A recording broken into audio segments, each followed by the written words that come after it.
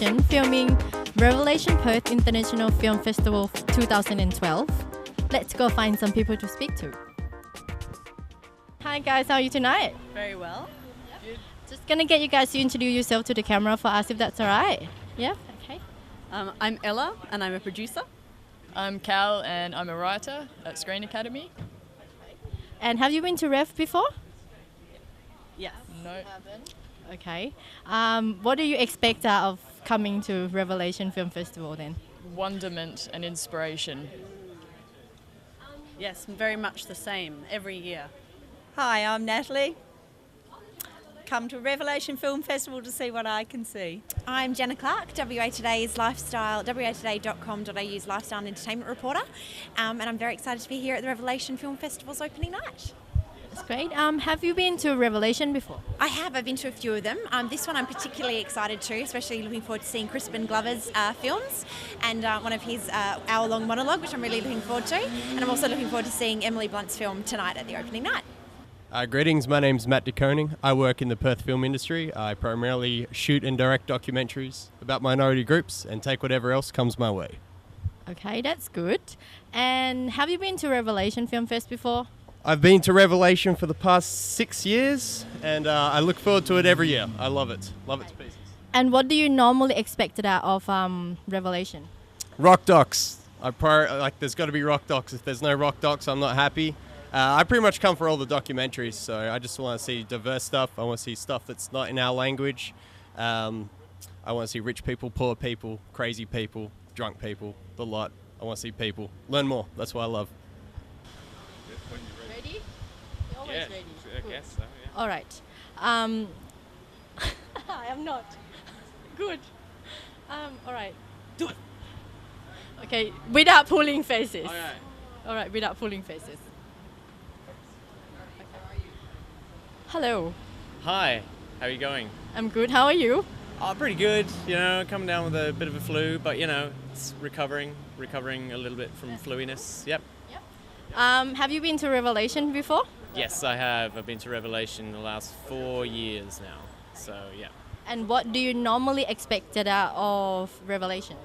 Films usually would be good on a screen, like about that big, with sound, music, possibly people talking in sync. That would be great. What if it's not? If it's not in sync, could be a film that's out of sync. Then there's a problem. Yeah, and then it's all like sync issues. Okay, So yeah. that's good. All right. Whoa. Yeah, that's difficult. So I haven't thought about it in a West Australian context, but I'd say of recent years my favourite feature film out of Western Australia is definitely Wasted on the Young, directed by Ben Lucas. I have to plug, I know it's not a film, but I have to plug the web series, Henry Naren's web series again, because I just think that's one of the most unique things I've seen in Australia for a long time. So West Australia is very proud that it's part of that. I think my favourite one will be Wait. my favourite one is Cars. Just the sound of cars. That film when that comes out. Wow. Favourite film is actually about to come out. There's a documentary called Meal Tickets from a filmmaker called Matt de Koning, and that's going to be really good when it comes out. So yeah, that'll be awesome.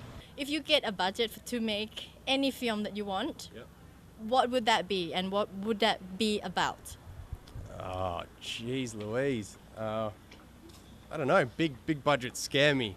I would make some crazy thing that happens in public spaces where I have ample money to throw at people to do weird things and shock people and blow people's mind by what people are prepared to do with money. That's what I do with it.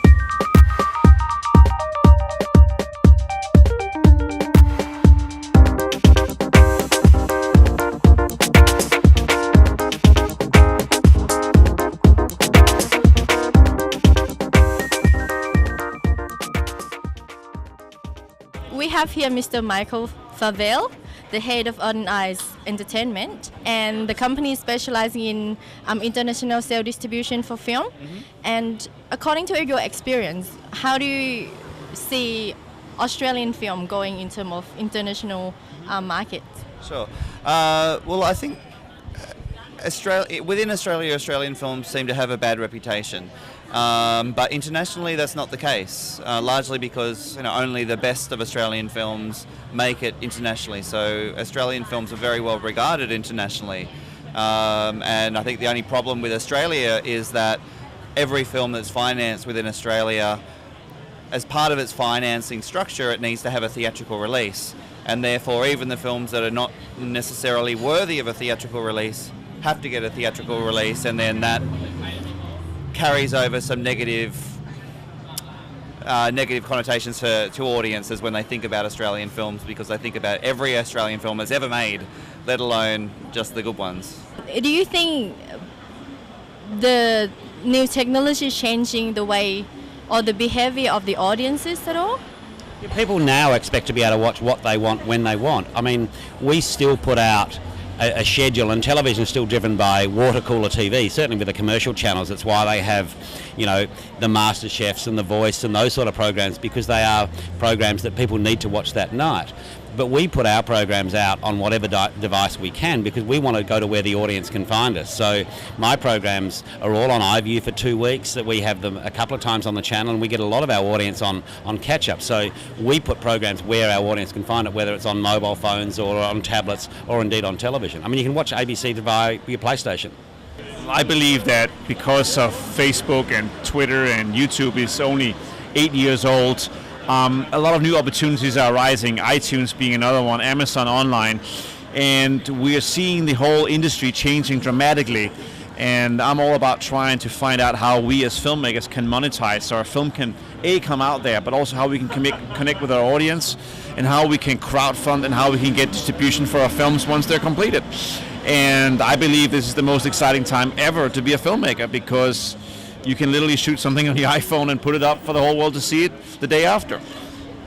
Do you think the distribution model will change dramatically because of the online technology that's coming in and changing the way? Would that change the way the audience interact with the content though? Like, instead of going into big cinema, and does it change a lot in terms of audience behavior and stuff? There was a lot of questions rolled into one, but that's okay, that's all right. That's all right. I mean, yes, it's absolutely changing dramatically. If you look at the United States, most of the independent distributors already gone bankrupt. They don't exist anymore. There's a new group of distributors coming up who have very little money, and they can't offer you any money. I think people will still go to the cinemas. That's the great news. People still want to go out and see a movie. It's still a social experience. But as a filmmaker, the way we get a movie into the theater, the way we get our movie in front of the audience, that is changing dramatically. Whether it's four-walling, where you rent your own theater, where you screen a film at a cafe or at a bar and make money on that, as opposed to going through the traditional distribution windows, that's changing dramatically. And it's a change for good, I believe, because it empowers the filmmaker, giving them more power over their own film.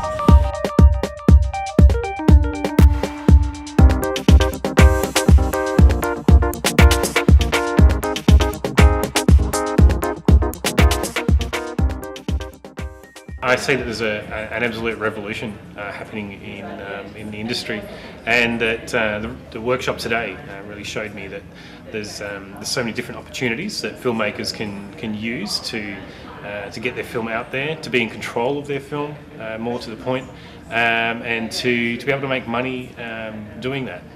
I thought the workshop with Thomas May was incredible. It's so great to see someone so passionate about film marketing and distribution sharing his ideas and the new ways in which we have to change to market our film, because the world is rapidly changing and we need to work out the best way to market our film so we end up making the most profit, really. Growing up in Perth, I think we always needed something like Revelation to bring in. Just, it's just great to kind of be exposed to different stuff, and that's always been a bit limited. Perth's getting more and more, exposed to kind of interesting films and music and culture and things, and Revelation's part of that, and it really brings in some interesting films that otherwise I wouldn't get a chance to see. So. Hi, and we're here with Jack Sargent, the programmer of the Revelation Film Festival. Today is the last day, apparently. It is, yes. And how has it been so far for you? It's been good. Everyone's had a good time. It's been very tiring. It's very long days. We started about 9:30 9:30, 10 in the morning. We finish between midnight and 2 a.m. So it's a long haul. It's like running a marathon. Yep. Okay. How long have you been working here as a Revelation as a programmer? I've done this for 5 years, but I mean I've programmed around the world before that. So I've done a lot of programming over the years. I'm here with Richard Sawada, the founder of Revelation Perth International Film Festival, and this is the 15 years. Yes, 15 years. How has it been as a journey from the beginning to now? Oh my God, it's got bigger, of course. I think in terms of what we started out doing 15 years ago, I don't think that's changed at all. I think we've maintained exactly the same kind of attitude and feeling, and I guess to a degree the program style as well from the very beginning. And were you initially from Perth, or where were you from? I was initially from Sydney and moved to Perth in 1980 and lived here for about 10 years or so, and then moved to Melbourne for about 5 years, and then moved back from Melbourne to Perth for about 10 years, and now living back in Melbourne. Oh, so when you founded this Revelation, it's basically the time that you were spending in Perth. That's why you kind of base it here then. That's right. And I love Perth and come back here a lot. My wife's family lives here, so we're very bound to the state. So Perth, it's different to Sydney and Melbourne. It's got, firstly, there's a couple of things. I think Perth needs things like this film festival and needs alternate art or platforms for alternate art practice because it is so far away, and it needs to see, and I think it's really important to plug it in to different ways of different approaches and different viewpoints. So I think that's very important. And at the time as well, Perth, like Sydney and Melbourne, like in music, has got its own sound.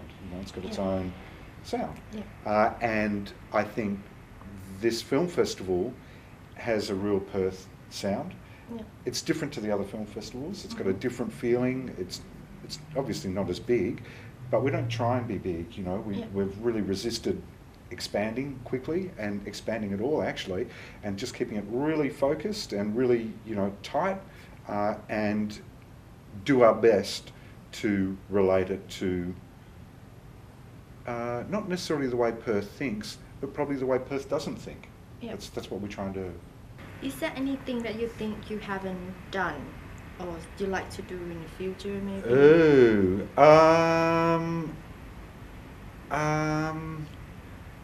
Look, I don't know. Every year we try and introduce just a new little something, and see where that takes us. This year it was the academic side of things. Next year, I'm not really sure what it's going to be. And so they're the things that just push the event out a little bit more every year. We're not looking to grow really quickly. I know that these kind of activities, for them to last, they need to burn slowly. So that is what I'm looking at, really, is the slow burn, and I'm in no hurry to add or expand. It's always good to develop, but I don't know what we're going to do next. Yeah. We'll see. I don't even know what we're going to do tonight. Yeah, let alone next. We'll see when things started to happen, and you just put That's right. It's quite organic. It just grows as it grows. Yeah. So what make Revelation unique, and why should the audience come to see Revelation? I think we're the only festival in Australia that offers so many independent films, so many independent documentaries. As to why people should come, because cinema is about dreams, and we answer dreams.